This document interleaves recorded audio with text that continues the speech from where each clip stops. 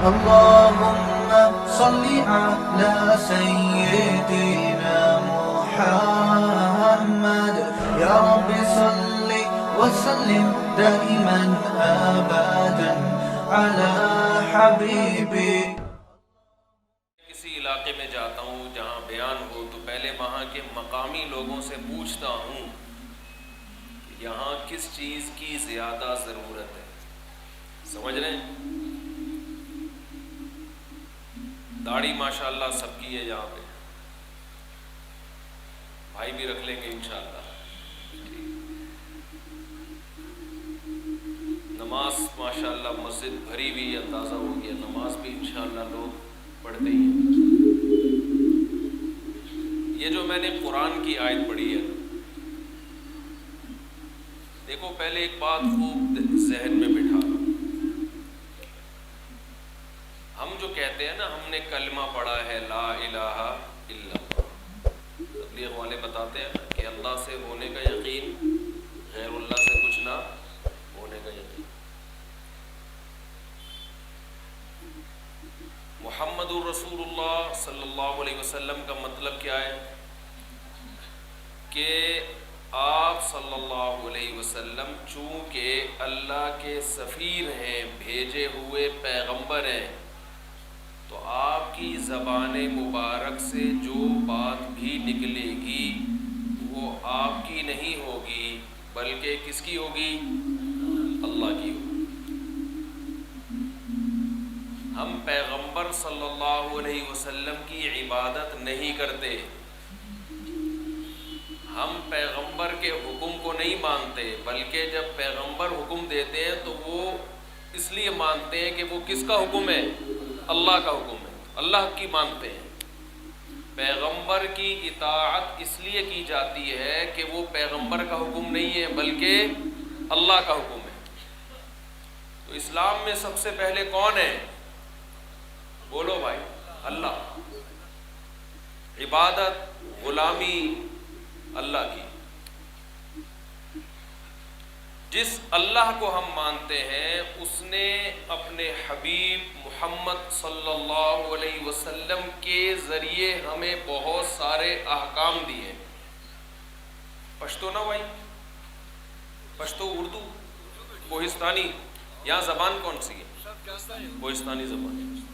بس میں درمیان میں دو چار پشتو کے الفاظ میرے خود بخود آتے ہیں.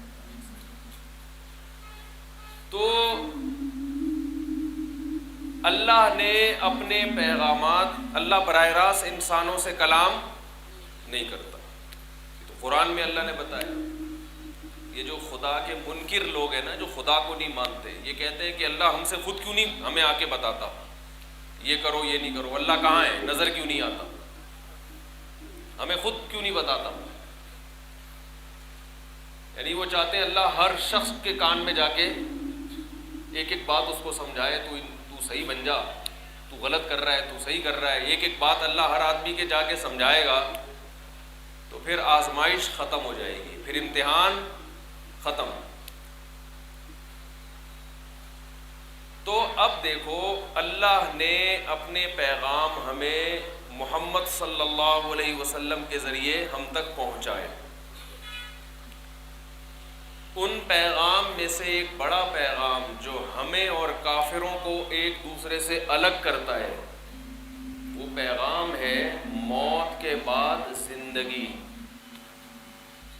کافر کہتا ہے موت کے بعد دوبارہ زندگی، بولو بھائی، نہیں ہے. اللہ کیا کہتا ہے قرآن میں کہ مرنے کے بعد تم ختم نہیں ہو جاتے. ایک جہان سے دوسرے جہان میں ٹرانسفر ہو جاتا ہے تمہارا. فوجیوں کے ٹرانسفر ہوتے ہیں نا، کبھی سبی میں، کبھی گلگت میں، کبھی کدھر. تو ہمارا بھی کیا ہوتا ہے؟ ٹرانسفر ہوتا ہے.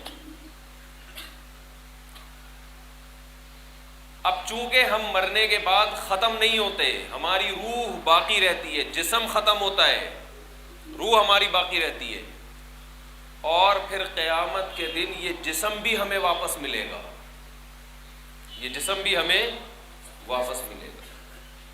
یہ جو ہم کہتے ہیں کافر کہتا ہے کہ جسم تو ختم ہو جاتا ہے، اللہ فرماتے ہیں بلا قادرین علی ان نسوی بنانا، ہمیں اس پر بھی قدرت ہے کہ تمہیں دوبارہ زندہ کرے، اور یہ جو انگلیوں کے نشان ہے نا جو نادرہ میں جب آپ لگاتے ہو تو ایک شکل بنتی ہے نا، یہ شکل دوبارہ بنے گی، ایسا اللہ جسم کو جوڑ کے دوبارہ بنا دے گا۔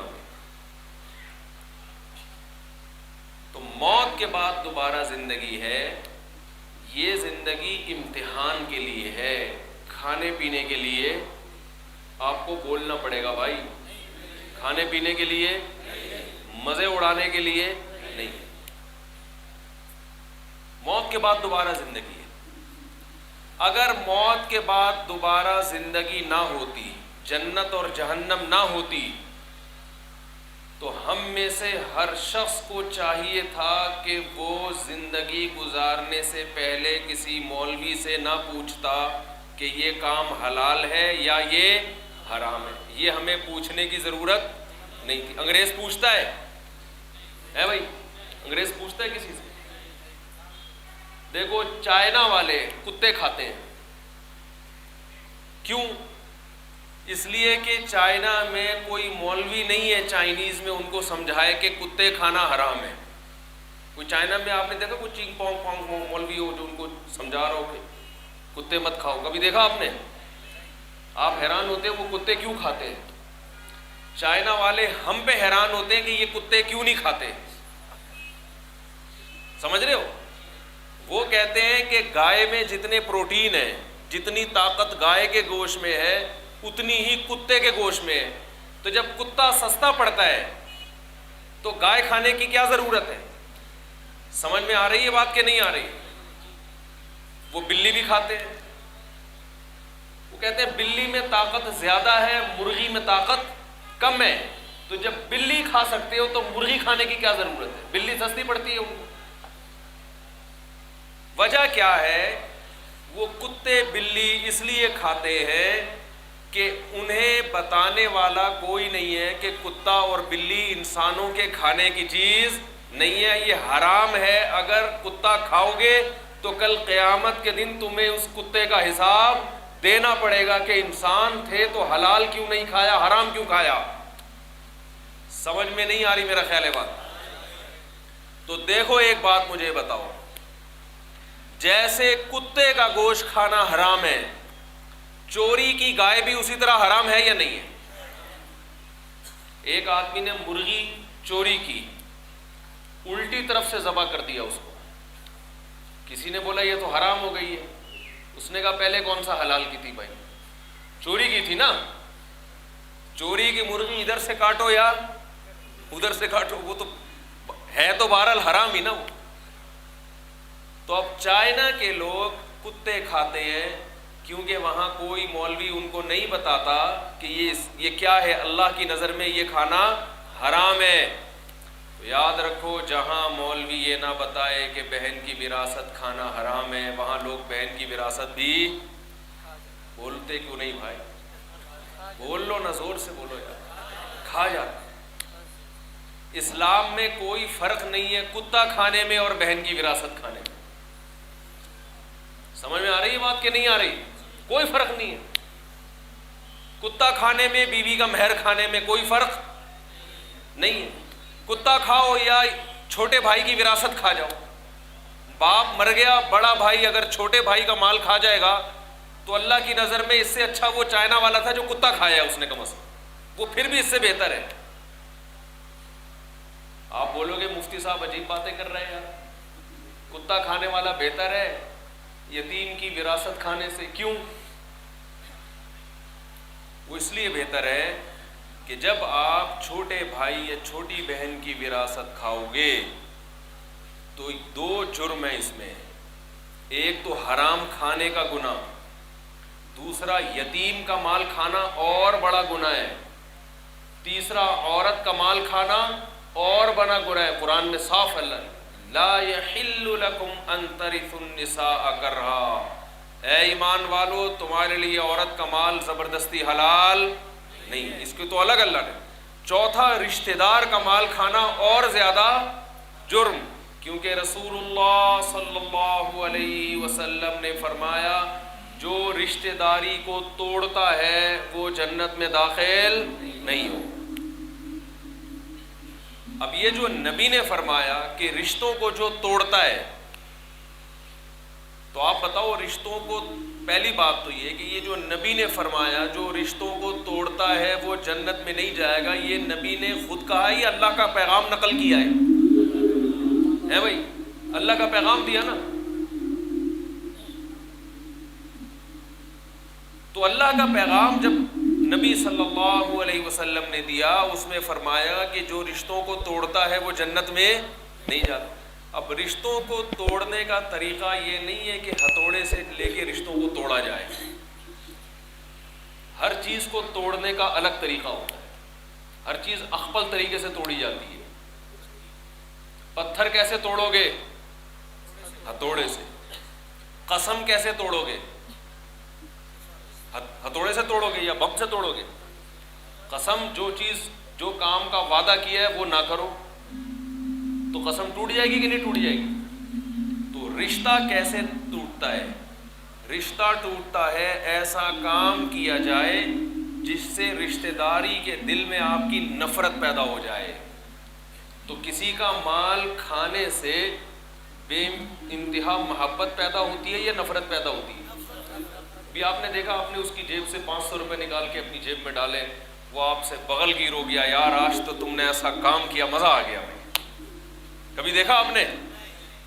ہے بھائی؟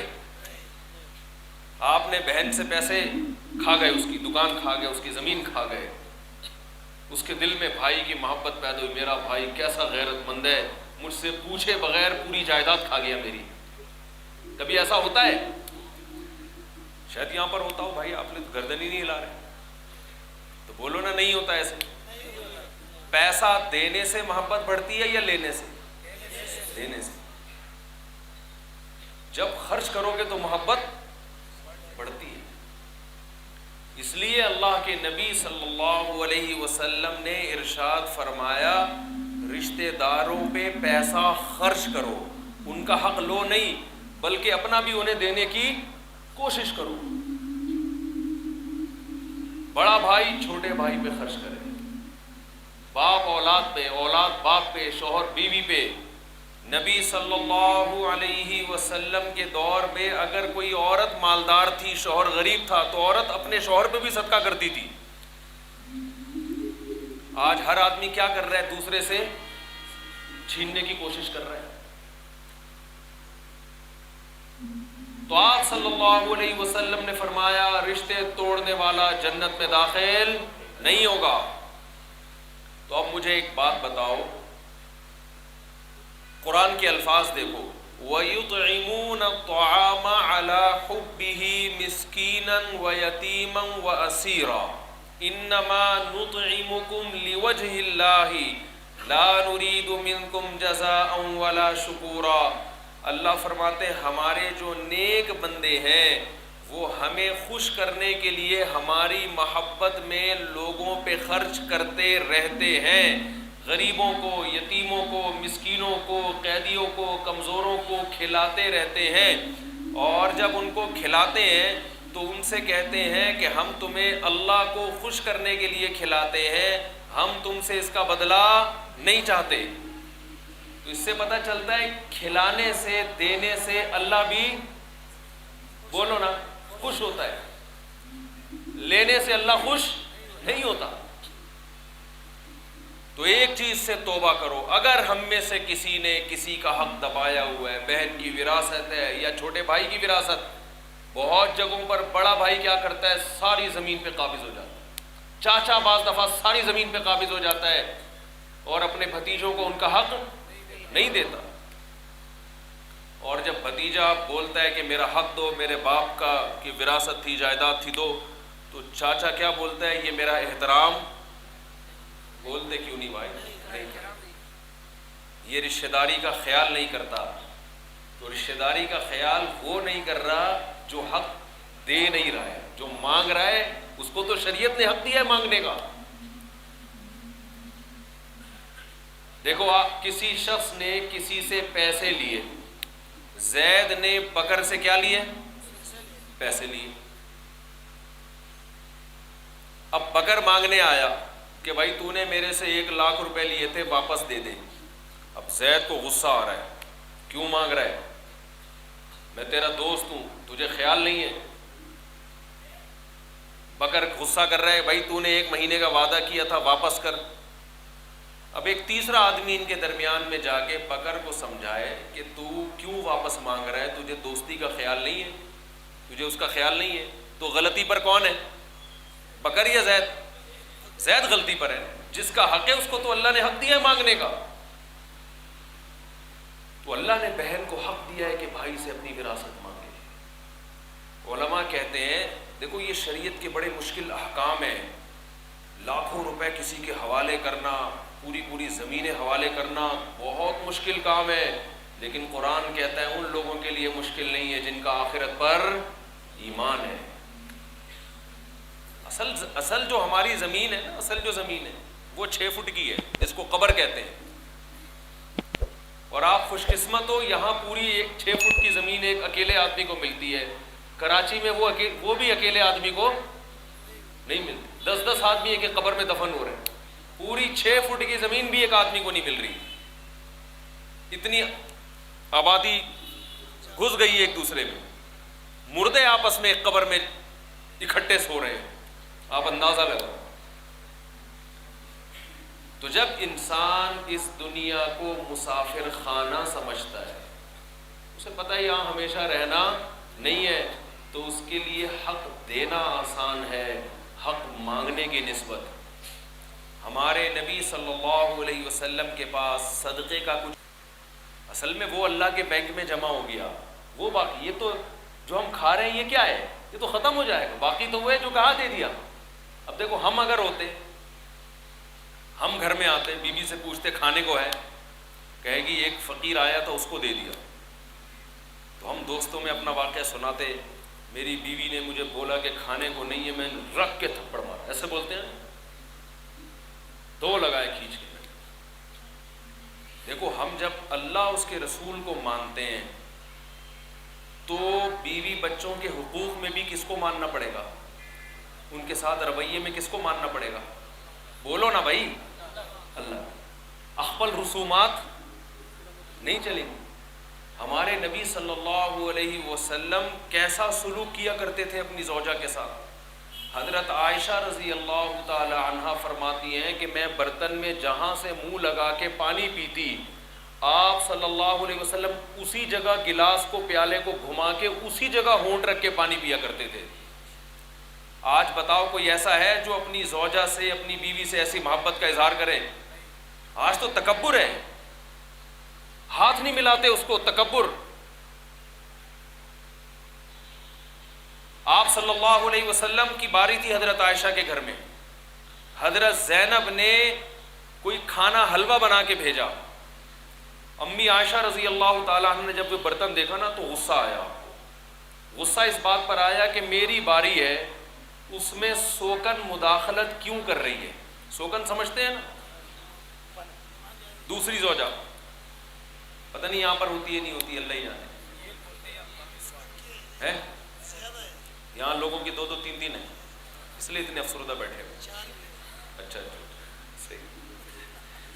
تو آپ صلی اللہ علیہ وسلم کے ہاتھ سے امی عائشہ نے وہ برتن لیا اور اٹھا کے زمین پہ مار کے توڑ دیا. آج کسی کی بیوی یہ حرکت کرے تو ڈنڈا لے کے مارے گا نہیں مارے گا اس کو پکڑ کے؟ بولو کہ میری موجودگی میں. اچھا شاید اس وقت پردے کے حکام نازل نہیں ہوئے تھے، صحابہ کرام بھی موجود تھے، ابو بکر موجود، عمر موجود، عثمان موجود، اتنے بڑے بڑے لوگ موجود. اور امی عائشہ نے سب کی موجودگی میں اپنے نبی صلی اللہ علیہ وسلم کے ہاتھ سے وہ برتن لیا اور اٹھا کے زمین پہ مار کے توڑ دیا. تو آپ بتاؤ ہمارے ہاں جو اس کو غیرت سمجھا جاتا ہے وہ غیرت کیا ہے؟ کہ میری بیوی نے میرے ہاتھ سے برتن لے کے توڑا کیوں اس کو؟ یہ میری توہین ہے کہ نہیں ہے؟ اور میرے دوستوں کے سامنے اگر یہ کام کیا ہے پھر تو دار اسلام سے خارج ہے. وہ پھر تو کیا ہے؟ دائرہ اسلام سے خارج. کتنا کوٹتے پکڑ کے, کس قدر گالیاں دیتے. لیکن ہم جس نبی کے امتی ہیں, جس نبی کی اتباع کرنے پر جنت ملے گی. اللہ نے کہا نا کہ لقد کان لکم فی رسول اللہ اسوۃ حسنہ, تمہارے لیے نبی کی زندگی میں نمونہ ہے. تم نے ایسا بننا ہے جیسے کون تھے؟ نبی.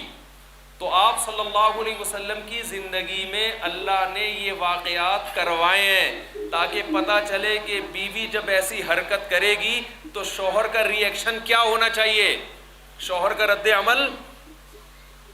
بول ہی نہیں رہے یار یہ لوگ, کیا ہونا چاہیے. تو کیسا ہونا چاہیے؟ نبی کا ایسا تھا کہ آپ صلی اللہ علیہ وسلم کو ذرا بھی غصہ نہیں آیا, بلکہ آپ نے صحابہ سے فرمایا غارت امکم, تمہاری ماں کو غیرت آ گئی ہے. تعریف کی ہے, غیرت ہے کہ شوہر کی محبت میں اس نے یہ کام کیا ہے کہ بھئی شوہر سے محبت ہوتی ہے تو پھر برداشت نہیں کرتی نا, یہ سوکن کیوں حلوے بنا کے بھیج رہی ہے بھائی, ہے بھائی باری میری ہے اور حلوے کون کھلا رہی ہے. اللہ نے محمد صلی اللہ علیہ وسلم سے زیادہ عزت والا کسی کو پیدا نہیں کیا, لیکن آپ صلی اللہ علیہ وسلم اس عمل, بیوی کی طرف سے اس رد عمل میں اپنی بے عزتی محسوس نہیں کر رہے, ذرا بھی نہیں. اور نیچے جھک کے, نیچے بیٹھ کر اس برتن کو اپنے ہاتھوں سے جمع کر رہے ہیں اور انصاف سے بھی کام لے رہے ہیں, کیونکہ برتن حضرت زینب کا تھا. اس لیے آپ صلی اللہ علیہ وسلم نے امی عائشہ سے فرمایا برتن کی قیمت زینب کو ادا کرو. بھائی اس کی قیمت تو دینی پڑے گی.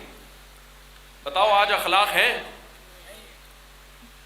سارا دن عورت کام کرتی ہے, کھیتوں میں بھی وزن بھی اٹھا رہی ہے, گندم بھی وہی لگا رہی ہے, گائے سے دودھ بھی وہی نکال رہی ہے, پھر وہ شوہر کی جھاڑ بھی سنے, پھر وہ شوہر سے مار بھی کھائے, پھر وہ بھائیوں سے وراثت بھی نہ کھائے.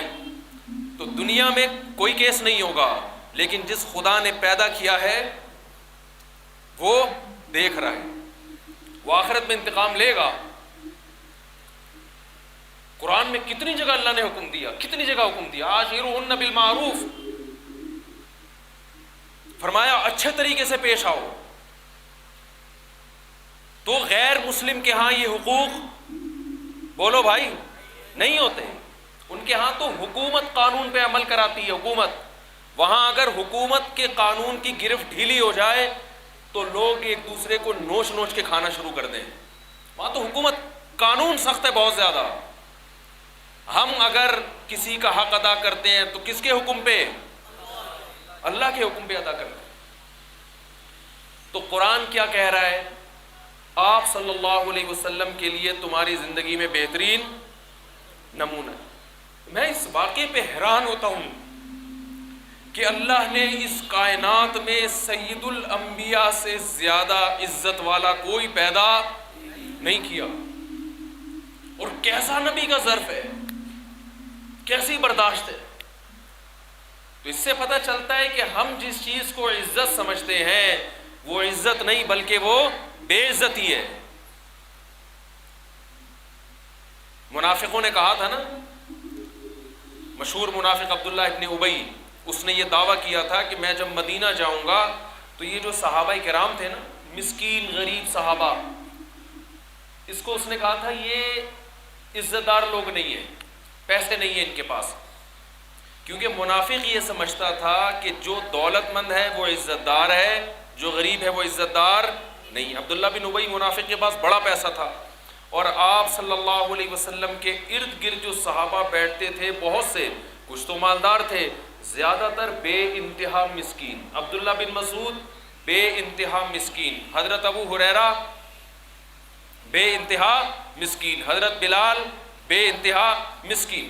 اتنے مسکین کہ جب صفہ میں یہ لوگ علم حاصل کرنے کے لیے بیٹھتے تو صفہ میں یہ لوگ ایک دوسرے کی طرف پشت کر کے بیٹھتے تھے, کیونکہ ان کے پاس سطر چھپانے کے لیے لباس نہیں تھا. اتنے مسکین. ایسے مسکینوں کے بارے میں اچھا ایک بات خوب سمجھ لو, حضرت معاویہ رضی اللہ تعالی عنہ بھی بے انتہا مسکین تھے, حدیث سے ثابت ہے. تو حضرت معاویہ کا شمار بھی انہی صحابہ میں ہوتا ہے جن کے بارے میں قرآن کہتا ہے وَاصْبِرْ نَفْسَكَ مَعَ الَّذِينَ يَدْعُونَ رَبَّهُمْ بِالْغَدَاةِ وَالْعَشِيِّ يُرِيدُونَ وَجْهَهُ۔ اس سے مراد مسکین صحابہ ہیں کہ اے نبی آپ ان مالدار کافروں کی طرف نظریں نہ رکھیں، آپ ان مسکینوں کے ساتھ صبح و شام اٹھا بیٹھا کریں جو دن صبح و شام اللہ کو یاد کرتے ہیں۔ حضرت ابو سفیان اور حضرت معاویہ کہ جو ہے نا ہم پر دو بڑے حق ہیں۔ آج روافض بہت اعتراض کرتے ہیں حضرت معاویہ اور ابو سفیان رضی اللہ عنہ پر۔ ہمارے نبی صلی اللہ علیہ وسلم نے فرمایا، ابو داؤد کی حدیث ہے، ان احق الذی اکرم بہ الرجل ابنتہ او اختہ۔ آپ صلی اللہ علیہ وسلم نے فرمایا سب سے زیادہ قابل احترام وہ شخص ہے جس کی بہن یا بیٹی تمہارے نکاح میں ہے۔ اگر کسی کی بہن یا بیٹی میرے نکاح میں ہو تو وہ شخص میرے لیے قابل احترام۔ تو آپ بتاؤ جس کی بہن بھی اور جس کی بیٹی محمد صلی اللہ علیہ وسلم کے نکاح میں ہو وہ اس حدیث کی روشنی میں کس قدر قابل احترام ہوگا۔ حضرت ابو سفیان کی بیٹی نبی کے نکاح میں اور حضرت معاویہ کی بہن نبی کے نکاح میں، تو آپ صلی اللہ علیہ وسلم کے نکاح میں جس کی بیٹی ہو یا جس کی بہن ہو تو وہ کس قدر ہم لوگ کے لیے قابل عزت اور قابل احترام ہوگا۔ تو قرآن میں جلدی جلدی میں شرطیں بیان کر کے بیان کو ختم کرتا ہوں۔ قرآن نے پہلی شرط لگائی وَمَنْ أَرَادَ الْآخِرَةَ، پہلی شرط کیا ہے؟ آخرت کا ہے۔ نیت کیا ہونی چاہیے بھائی؟ اللہ۔ نمبر 2 وَسَعَى، کوشش بھی کرے، خالی بیٹھا نہ رہے، نیت کرے۔ کباب کھا رہا ہے، پراٹھے کھا رہا ہے، نیت ہے بھائی حج پہ جانے کی، تو جا بھائی اب تو درخواستیں جمع کرا، کچھ کر، نیت کی لیے میں نے، حج کا ثواب نہیں ملے گا۔ وسعى، کوشش بھی کرے۔ آگے قرآن کہتا ہے وسعى لها سعيها، کوشش بھی آخرت والی کوشش ہو، اخپل طریقے سے کوشش، بدعت نہیں چلے گی۔ سمجھتے نہیں ہو میرا؟ ایک ابھی آپ ہم سب نے عصر کی نماز پڑھی نا، کتنی رکعتیں پڑھی ہیں؟ اگر امام صاحب 5ویں رکعت بھی پڑھاتے ہیں بھائی، تو 5ویں رکعت پڑھانے سے کیا ہوتا؟ ایک رکوع زیادہ، 2 سجدے زیادہ۔ تو آپ پیچھے سے امام کو سبحان اللہ کہنا شروع کرتے کہ نہیں کرتے؟ سبحان اللہ۔ امام بولتے کہتے امام صاحب، آپ بولتے امام صاحب 5 رکعتیں پڑھائی ہیں، تو امام صاحب کیا ہو گیا؟ تو 1 رکعت کا اضافہ ہی کیا ہے نا، کمی تھوڑی کی ہے میں نے۔ رکوع بھی زیادہ کر لیا۔ رکوع کوئی برا کام ہے؟ رکوع میں کیا میں نے کسی کو برا بلا کہا ہے؟ میں نے سبحان ربی العظیم، اللہ کی حمد و ثنا بیان کی ہے۔ سجدے میں میں نے سبحان ربی الاعلی، اللہ کی تعریفیں کی ہیں۔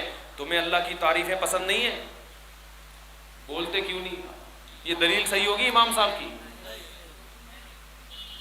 آپ ہو سکتا ہے بولو امام صاحب نماز لمبی ہو گئی، وہ کہیں گے چلو آج ہو گئی کل سے 4 ہی پڑھاؤں گا، آپ کہو گے یہ والی دوبارہ پڑھاؤ، یہ والی اب امام صاحب کہیں ابھی تو 5 1 رکعت لمبی لگ رہی تھی، اب 4 الگ سے پڑھاؤ، یہ تو بہت لمبی ہو جائے گی۔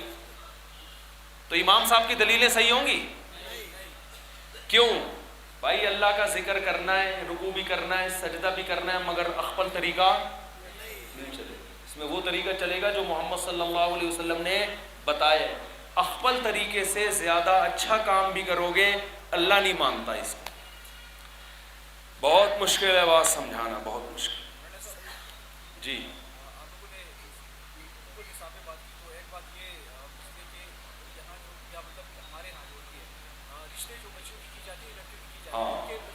یہ بیان کے بعد آخر میں سوال کریں، پھر کرتا ہوں، ٹھیک ہے ٹھیک ہے، یہ سوال کریں آخر میں، بیان کے بعد آپ کو سوال کا موقع دوں گا میں تاکہ یہ موضوع مکمل ہو جائے جلدی۔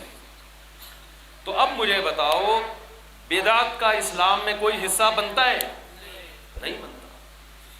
جب کوئی عمل ہو پہلے پوچھو بھائی یہ پیغمبر صلی اللہ علیہ وسلم نے کیا ہے کہ نہیں، صحابہ نے کی؟ اچھا کچھ لوگ پیغمبر سے حدیث پیش کرتے ہیں صحابہ کا عمل اس کے خلاف ہوتا ہے، تو ہم صحابہ کے عمل کو لیں گے کیونکہ صحابہ پیغمبر کو ہم سے زیادہ سمجھتے ہیں۔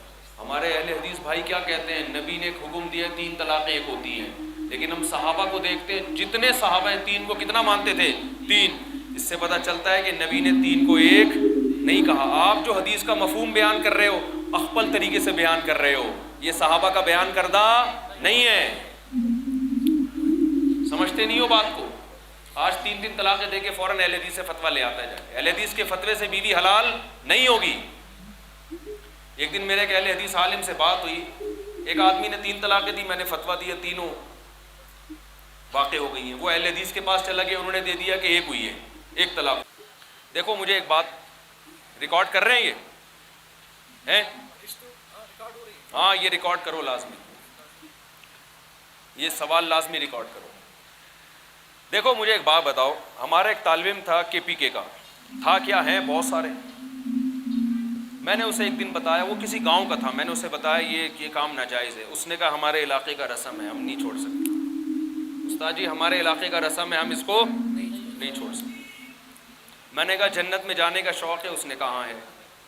میں نے کہا اگر جنت میں اللہ یہ کہے جن کے علاقے کا یہ رسم تھا وہ اس پر عمل کر سکتے ہیں, جن کا یہ رسم نہیں تھا تو وہ عمل نہ کریں, اللہ آپ کا یہ عذر قیامت میں قبول کر لے. ایک چیز شریعت کے خلاف ہے لیکن وہ آپ کے علاقے کی رسم ہے. اب اگر اللہ کے سامنے آپ جب اللہ آپ سے پوچھے گا کہ میں نے جو عمل بتایا تھا وہ تو یہ بتایا تھا اللہ اس کے رسول کی اطاعت, تو تم نے تو اس معاملے میں رسول کی اطاعت نہیں کی, تم نے تو اپنی قوم کی اطاعت کی ہے, رسم کی اطاعت کی ہے, تو اللہ یہ عذر مانے گا قیامت کے دن؟ اللہ بولے گا میں نے جنت جو رکھی ہے کسی خاص قوم کے لیے نہیں رکھی. اگر قوم کے لیے ہوتی تو سب سے پہلے ہمارے نبی صلی اللہ علیہ وسلم کی قوم کے لیے ہوتی. ابو لہب ابو جہل سب سے پہلے جنت میں جاتا, کیونکہ عربی بھی. دیکھو مجھے ایک بات, ریکارڈ کر رہے ہیں یہ ہیں؟ ہاں یہ ریکارڈ کرو لازمی, یہ سوال لازمی ریکارڈ کرو. دیکھو مجھے ایک بات بتاؤ, ہمارا ایک طالب علم تھا KPK کا, تھا کیا ہیں بہت سارے. میں نے اسے ایک دن بتایا, وہ کسی گاؤں کا تھا, میں نے اسے بتایا یہ کام ناجائز ہے. اس نے کہا ہمارے علاقے کا رسم ہے, ہم نہیں چھوڑ سکتے. استاد جی ہمارے علاقے کا رسم ہے, ہم اس کو نہیں چھوڑ سکتے. میں نے کہا جنت میں جانے کا شوق ہے؟ اس نے کہا ہاں ہے. میں نے کہا اگر جنت میں اللہ یہ کہے جن کے علاقے کا یہ رسم تھا وہ اس پر عمل کر سکتے ہیں, جن کا یہ رسم نہیں تھا تو وہ عمل نہ کریں, اللہ آپ کا یہ عذر قیامت میں قبول کر لے. ایک چیز شریعت کے خلاف ہے لیکن وہ آپ کے علاقے کی رسم ہے. اب اگر اللہ کے سامنے جب اللہ آپ سے پوچھے گا کہ میں نے جو عمل بتایا تھا وہ تو یہ بتایا تھا اللہ اس کے رسول کی اطاعت, تو تم نے تو اس معاملے میں رسول کی اطاعت نہیں کی, تم نے تو اپنی قوم کی اطاعت کی ہے, رسم کی اطاعت کی ہے, تو اللہ یہ عذر مانے گا قیامت کے دن؟ اللہ بولے گا میں نے جنت جو رکھی ہے کسی خاص قوم کے لیے نہیں رکھی. اگر قوم کے لیے ہوتی تو سب سے پہلے ہمارے نبی صلی اللہ علیہ وسلم کی قوم کے لیے ہوتی. ابو لہب ابو جہل سب سے پہلے جنت میں جاتا, کیونکہ عربی بھی تھا, قریشی بھی تھا, ہاشمی بھی تھا. کیا خیال ہے بھائی؟ وہ کہتا میں بت پرستی اس لیے کرتا ہوں کہ ہماری اپنی رسم ہے. تو مانا نبی نے کہا رسم کو چھوڑنا پڑے گا, کس کو فالو کرنا ہے؟ اللہ اس کے رسول. تو اسی طرح بھائی اگر آپ کی رسم ہے کہ بچی سے شادی کے وقت پوچھا نہیں جاتا, اس کی مرضی کا خیال نہیں کیا جاتا, مجھے نہیں پتا رسم ہے یا نہیں, لیکن اگر یہ رسم ہے تو یہ رسم شریعت کے, بولو نا بھائی, خلاف. نبی صلی اللہ علیہ وسلم کی صحیح حدیث ہے, آپ کے سامنے ایک کیس آیا, ایک لڑکی 9 عمر بچی, وہ کسی غریب صحابی سے شادی کرنا چاہتی تھی, بالکل 9 عمر. اس بچی کے والد کا انتقال ہو گیا, چچا ان کا ولی تھا. چچا, باپ نہیں ہوتا تو چچا کی کفالت میں ہوتی ہے نا. تو وہ کہا, اور چچا نے شادی کرا دی لڑکی کی حضرت مغیرہ ابن شعبہ سے. وہ مالدار تھے, مالدار بھی سردار بھی, لیکن بچی کہاں شادی کرنا چاہتی تھی؟ غریب صحابی سے. تو جب نبی کو علم ہوا آپ نے اس رشتے کو توڑوایا ہے. حضرت مغیرہ ابن شعبہ کہتے ہیں کہ میں یہ سمجھ رہا تھا کہ یہ میرے نکاح میں داخل ہو چکی ہے, لیکن آپ صلی اللہ علیہ وسلم نے اس نکاح کو کیا کروایا؟ ختم کروا کے وہاں شادی کرائی ہے جہاں وہ بچی نکاح کرنا چاہتی تھی. اب ہمیں سمجھ میں آئے نہ آئے, ہماری غیرت کے خلاف ہو سکتا ہے, یہ میری غیرت کے خلاف ہو سکتا ہے, لیکن بھائی جب جنت اللہ نے بنائی ہے, میرے باپ دادا نے, بولو, نہیں بنائی. اگر میرے باپ دادا نے بنائی ہوتی تو میرے باپ دادا بولتے تم نے ہماری رسومات کو ختم کر دیا، جاؤ اس جنت سے۔ جنت تو اللہ نے بنائی ہے بھائی، شیطان کو میرے باپ دادا نے جنت سے نکالا تھا یا کمراٹ والوں نے نکالا تھا؟ بولتے کیوں نہیں بھائی؟ اللہ نے نکالا نا، اللہ کی مرضی جس کو نکالے۔ حضرت آدم علیہ السلام کو جنت سے کس نے اتارا؟ اللہ نے۔ اب داخل بھی کون کرے گا؟ تو جس اللہ نے جنت بنائی ہے وہ اللہ میرے والد کیا کرتے تھے، میرے دادا کیا کرتے تھے، میرے نانا کیا کرتے تھے، وہ یہ نہیں دیکھے گا، وہ کہے گا میں نے کیا حکم دیا ہے۔ تو نکاح کے بارے میں بھی اللہ اس کے رسول نے حکم دیا ہے، اور آپ صلی اللہ علیہ وسلم کی صحیح حدیث ہے لن ترى للمتحابین مثل النکاح۔ اس موقع پہ نبی نے فرمایا، جب دیکھا نا وہ لڑکی غریب سے نکاح کرنا چاہتی ہے تو مالدار تو لوگ تو اپنی بیٹیوں کی شادی غریب سے نہیں کرتے، وہ تو مالدار سے کرتے ہیں، ان کے مفاد ہوتے ہیں اس میں بعض دفعہ۔ تو آپ صلی اللہ علیہ وسلم نے اس کا نکاح کہاں کروایا؟ غریب سے۔ اور اس موقع پہ آپ نے فرمایا دو محبت کرنے والوں میں نکاح سے بہتر کوئی رشتہ نہیں۔ یہ جہاں چاہتی ہے وہاں نکاح کامیاب ہوگا۔ سمجھ میں آ رہی ہے بات کہ نہیں آ رہی؟ تو بھائی اگر جنت میں جانا چاہتے ہو تو اخپل رسومات نہیں چلے، سمجھتے ہو؟ ہاں اگر آپ سمجھتے ہو کمراٹ والوں کی جنت الگ ہے، پشاور والوں کی جنت الگ ہے، وہاں پشاور کے حساب سے، کراچی والوں کی جنت الگ ہے، وہاں کراچی کے حساب سے لوگ جائیں گے، تو پھر کراچی والے کراچی کے حساب سے عمل، شریعت پہ عمل کریں، لاہور والے لاہور کے حساب سے عمل کریں، اور پشاور والے پشاور کے۔ جنت میں ایک اصول اللہ نے بنا دیا اور بتایا تم سب آدم اور حوا کی اولاد ہو۔ اللہ کی نظر میں کمراٹ، پشاور، مردان، سوات اور کراچی اور لاہور کا کوئی فرق نہیں ہے۔ اللہ نے ایک اصول بیان کر دیا، جو نبی کے طریقے کو پر چلے گا وہ جائے گا، جو نہیں چلے گا وہ سزا کھائے گا۔ اللہ عمل کی توفیق عطا فرمائے۔ جلدی سے سوال۔ یہاں بیویوں کے حقوق بھی ادا نہیں کی جاتی جس کی دو بیویاں ہوں۔ جس کی دو بیویاں ہوں بھائی ان میں برابری ضروری ہے، ایک رات ادھر دوسری رات ادھر۔ آپ صلی اللہ علیہ وسلم نے فرمایا جس کی دو بیویاں تھیں اس نے برابری نہیں کی تو قیامت کے دن اس حال میں آئے گا کہ اس کا آدھا دھڑ فالج زدہ ہوگا۔ سمجھ رہے ہو؟ تو برابری ضروری ہے، ایسا نہیں ایک سے اتنی محبت ہے ساری دولت اس کو دے رہا ہے دوسرے کو لٹکا کے چھوڑا ہوا ہے، تو یہ حرام ہے۔ اگر کوئی عدل نہیں کرتا اس کے لیے دوسری شادی حرام ہے۔ شادیاں کرو 4 سے کم، پھر بریک نہ لگاؤ، بچے بھی پیدا کرو، جتنی اولاد ہوگی اتنے رزق کے دروازے انشاءاللہ کھلیں گے۔ اولاد دینے جب بچہ پیدا ہوتا ہے ماں کی چھاتیوں میں اللہ دودھ پیدا کر دیتا ہے، بتاتا ہے کہ اس کا رزق کس کے ذمہ ہے؟ میرے ذمہ۔ بچے بھی اسپیڈ سے پیدا کرو، شادیاں بھی اسپیڈ سے کرو، مگر حقوق بھی ادا کرو میرے بھائی۔ ادا کرنے پہ فوکس کی بھی ہو، حقوق ادا نہیں ہو رہے ہو تو حقوق بھی تو ادا کرنے ہیں نا، سمجھتے ہو؟